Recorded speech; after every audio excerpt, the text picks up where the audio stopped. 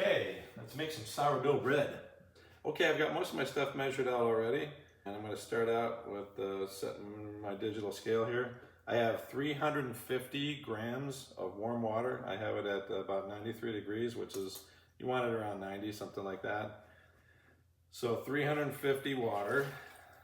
All right, this is my starter. All right, so we're going to use 100 grams of this.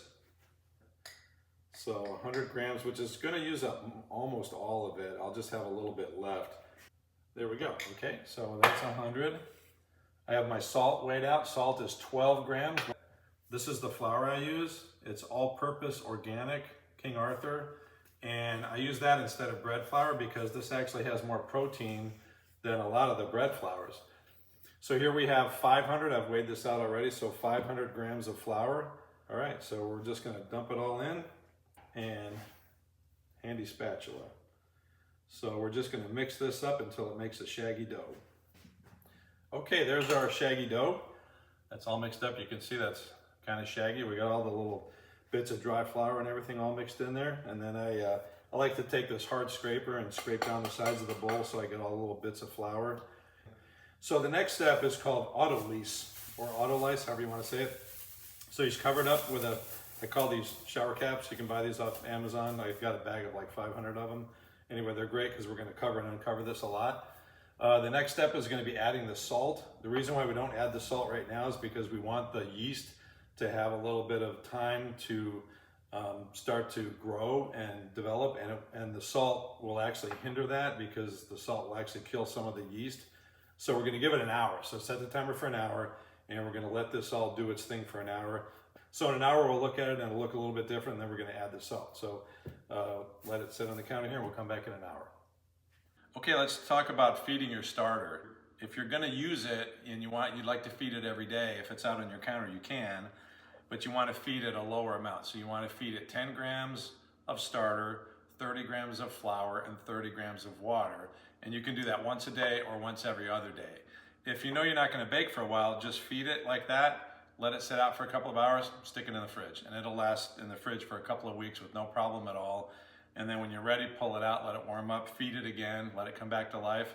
And then before you bake, you feed it at the higher amount, which is 20 grams of starter, 60 grams flour, 60 grams water. So I fed this one yesterday morning, and that's about 24 hours. So it still looks good. It's got a lot of growth on it. It's past its peak a little bit, but it looks super healthy. So here's what we do. So I have a little bowl here, and I've already measured out 30 grams, because since we're just maintaining, I'm gonna do the 10, 30, 30. So I have 30 grams of all-purpose flour, set my scale, and I've got filtered water, but it's just cold. I didn't warm it up or anything because we're not encouraging growth. We just want the thing to stay alive. So I'm gonna put 30 grams of water in here.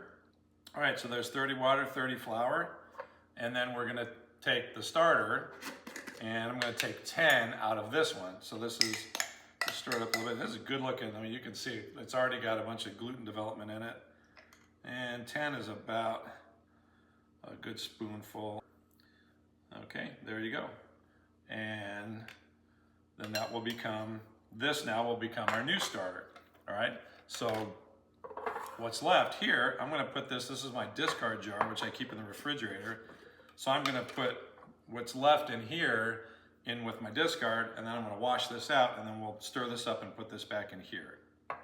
Okay, got this all mixed up nicely and cleaned out the jar. Here we are. This is our new starter now, which contains 10 grams of the previous starter, 30 grams of flour, and 30 grams of water. And when you put the lid on this, don't put it tight, loosen it up just a little bit so it can breathe. All right, so there you go. And I'm going to take a dry erase marker, and I'm going to put a little mark on there, just so we can watch the growth and see how it does. So there you go. And then this can, like I say, you want to feed it every day or every other day if it's in a warm environment. But if it's in the refrigerator, it can last for 2 weeks, no problem at all. Okay, it's time to add the salt. There's our shaggy dough, still looks about the same. This I'm just going to do with a clean hand. So I'm going to sprinkle the salt over this. And one of the things you can do is wet your hand, and the dough won't stick to it as much. But I just get in there and kind of work it with my thumb and kind of mix it all around, stretch it up a little bit, fold it over. We're not really kneading the dough at this point. We're going to do that next. and we're gonna do a series of stretch and folds. But you can do it a little bit right now if you want, just to, you know, to mix the salt in good. And the salt is gonna kill a little bit of the yeast, but not too much. The yeast has had an hour to start to reproduce and make, so there's more of it than there was an hour ago. Anyway, you can see that already looks different. You can see it already looks a little smoother. And I'm gonna take my little scraper, scrape down the sides because I don't want any dry bits clinging to the side there. And then we're gonna take our little hat, put it back over there, and then set the timer for 30 minutes. Okay, now what we're gonna do is a series of what we call stretch and folds. Okay, this is what we do instead of kneading the bread. I ran my hand under the faucet, that'll keep the dough from sticking as much. So what we're gonna do is we're gonna reach into the bowl, grab a hunk of this, pull it out, stretch it, and then fold it over the top. Rotate 90 degrees, grab a bunch of dough, pull it up, stretch it over the top. And then 90 degrees, pull it up, stretch it, fold it over the top. And then same thing on the fourth, and that's all you do, is just like that. You can tell already, it's already looking a little bit different. So this will start to smooth out each time we do this. So we're gonna do 4 of these, and we're gonna do them 30 minutes apart. So there you go. Put that back in like that, put the cover back on, set the timer for 30 minutes. Okay, I've done the 3 stretch and folds. This will be the last one. And then after that, our next step is called bulk fermentation. So here we go. 1, 2, 3, 4. And you can see the difference of the dough. It looks nice and there's a bubble there, nice and shiny and stretchy. Doesn't stick to my hands as much. It's a lot different just from doing those stretch and folds.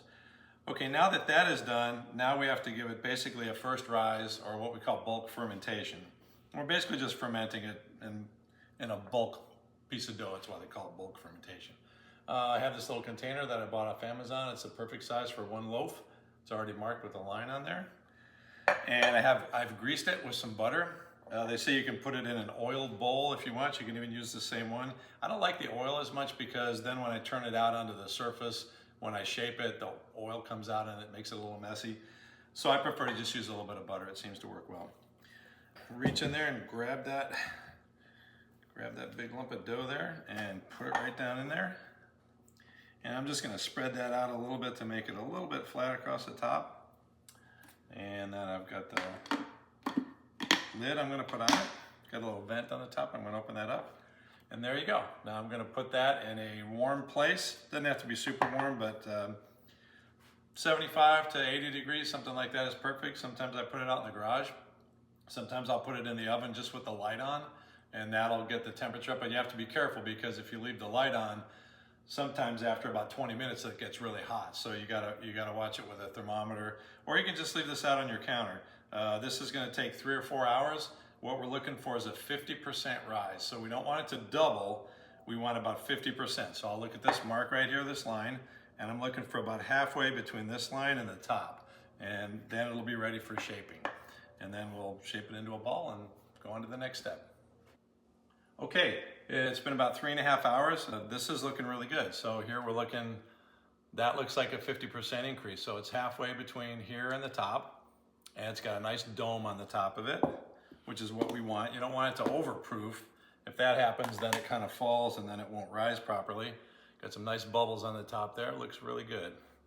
All right, so now we're gonna shape the loaf. I've got my little silicone mat here, but you can use a counter or any kind of surface that you want. Throw a little flour down. I'm gonna use my little scraper here to help me get this out of the bowl. Sometimes they fall right out, and other times you gotta coax them a little. All right, there you go.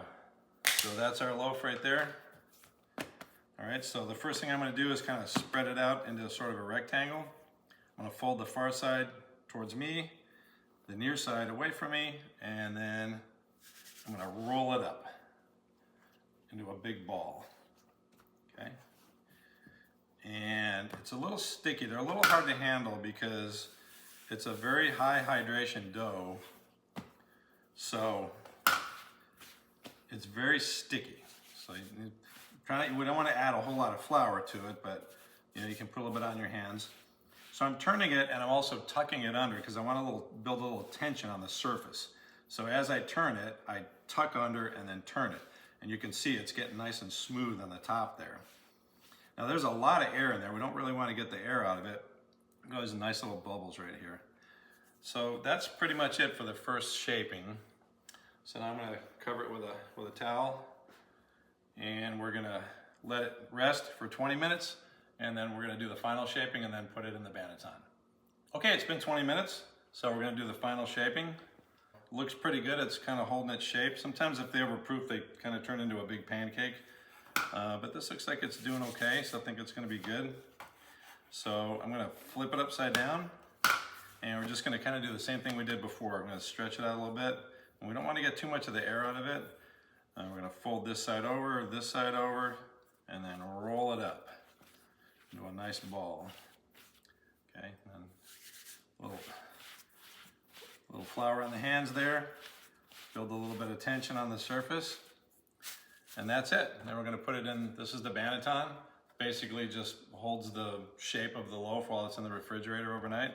So I'm going to scoop it up off the mat with my bench scraper and then throw it upside down in the banneton. So nice quick motion there, right there. And if there's any openings on the bottom, I can kind of pinch them closed with my fingers if there's any cracks there, but that won't really matter too much. And that's it. And then we're going to take our little hat that we've been using all day and put that back over the top. And then we're going to put this in the refrigerator for, well, as long as we need to, at least overnight. So we'll put it in the fridge overnight and then we'll bake it in the morning. Okay, all right, it's the next morning. Now we're going to have to work a little quick, okay? So here's our bread. Just took this out of the refrigerator. We want this to stay as cold as possible. The colder the bread is, the better rise you'll get in the oven. So there it is. It looks about the same. It's nice and stiff. All right, so we're gonna, here we got our sling here. So we're gonna flip this upside down. We're gonna put it on the sling, flip it upside down, and then we need to score it. So if you don't score it, the bread, the crust won't open properly. So, and there you go. That looks very nice. I don't know if you can see that. All right, so I'm going to take my lame, which is just a razor blade. You can use any kind of like a sharp razor blade and do this. And we're just going to go, see if you can see it there. We're going to go from one end all the way to the other. So we're nice and deep. I'm going to score it kind of in a big semicircle, probably maybe 1/4 inch, maybe 1/2 inch deep. Give it a second run there. Okay, now we got to work quick, but you want to be super careful. The Dutch oven has been in the oven at 450 for about a 1/2 hour, so it's very hot. So, real careful here. Here comes the Dutch oven. All right, so, and when I put this in, I'm just gonna leave the ears of the sling. I'm gonna let them hang out over the side. So down in the Dutch oven. And now I wanna make some steam, so I'm gonna use a little spray bottle, spray some water in there, and put the lid back on. And we go right back in the oven for 30 minutes. Then after 30 minutes, you can do one of two things. You can either take the lid off and let it go for 10 more minutes where it'll brown nicely. What I like to do is I like to completely take it out of the Dutch oven and I put it right on the rack. They call that free baking or open baking until it gets nice and brown, and that works really well. When you, after 30 minutes, when you take the lid off, it'll be all nice and poofy and you know, it'll have risen in the oven, but it won't be brown. It'll just be kind of a white color. So you need to do that last 10 minutes to get the nice crust on it. So, okay, see you in 30 minutes. Okay, quick video here.